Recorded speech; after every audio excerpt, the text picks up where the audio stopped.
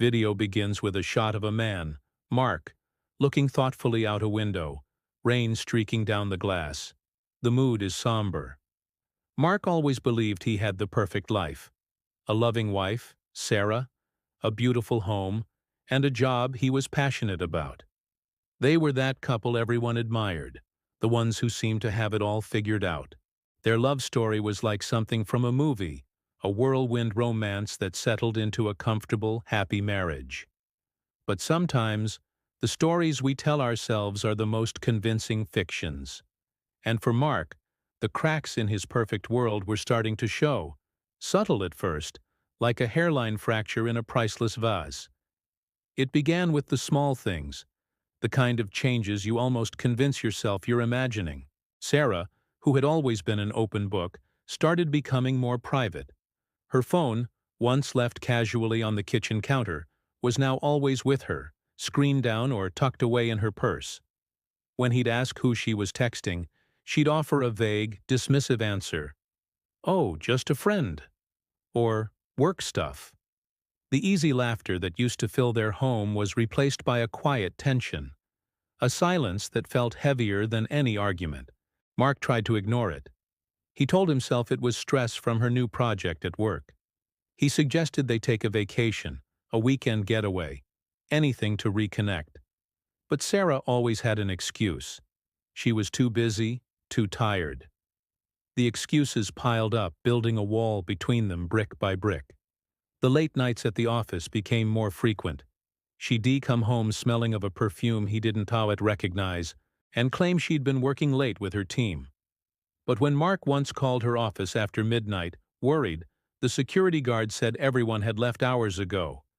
That was the first time a cold, sharp spike of dread pierced through his denial. Something was seriously wrong. He started paying closer attention. He noticed her smiling at her phone, a secret, private smile that was no longer meant for him. There were unexplained credit card charges, dinners at restaurants they'd never been to together, a hotel bill from a town just an hour away for a work conference he hadn't known about.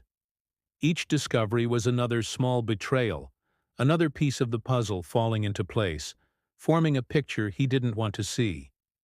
The woman he loved, the woman he had built his entire world around, was living a double life.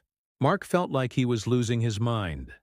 He'd lie awake at night, staring at the ceiling while Sarah slept soundly beside him. Or so he thought. He'd replay every conversation, every excuse, searching for a clue he might have missed. He even started to doubt himself. Was he being paranoid? Was he the one pushing her away with his suspicion?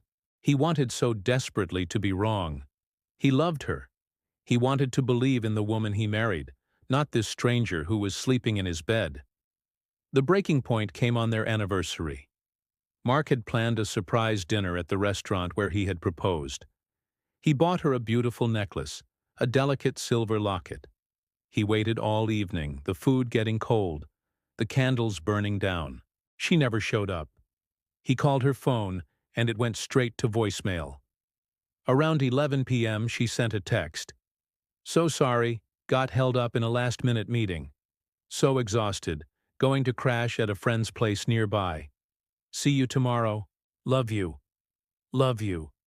The words felt like a slap in the face. He knew she was lying. That night something inside him broke. The hope he had been clinging to finally shattered. The next morning, when she came home with a well-rehearsed apology, he didn't fight. He didn't yell. He just looked at her, really looked at her, and saw a stranger. He knew he couldn't live in this limbo of doubt and heartache any longer. He needed the truth, no matter how much it hurt. Driven by a desperate need for closure, Mark did something he never thought he'd do. He hired a private investigator. It felt sordid, like something out of a cheap detective novel, but he was out of options. The investigator was professional and discreet. It only took him 2 days. The photos arrived in a plain manila envelope. Mark's hands trembled as he opened it. His heart pounded in his chest, a frantic drumbeat of dread. And there it was, the truth, in glossy, undeniable color. pictures of Sarah laughing and holding hands with another man, kissing him outside a cafe, entering a hotel together. But the gut-wrenching twist, the detail that made Mark's world completely collapse, wasn't just the cheating. It was who the man was. It was David, his best friend, the man who had been the best man at their wedding, the one he confided in, the one he trusted completely, the one who had been telling him for months that he was just being paranoid. The betrayal was a double-edged sword, cutting him twice as deep. It wasn't just his wife who had deceived him. It was the person he considered a brother. Every memory was now tainted. Every shared laugh, every piece of advice David had given him about his marriage troubles. It was all part of a monstrous, calculated lie. He felt a profound emptiness, a hollow ache where his trust and love used to be. The two most important people in his life had conspired to destroy him. Mark confronted them together. He arranged to meet them both at a coffee shop, telling them he had something important to discuss. The look of panic that flashed between them when they saw him sitting there, the envelope on the table, was all the confirmation he needed. He didn't scream or cause a scene.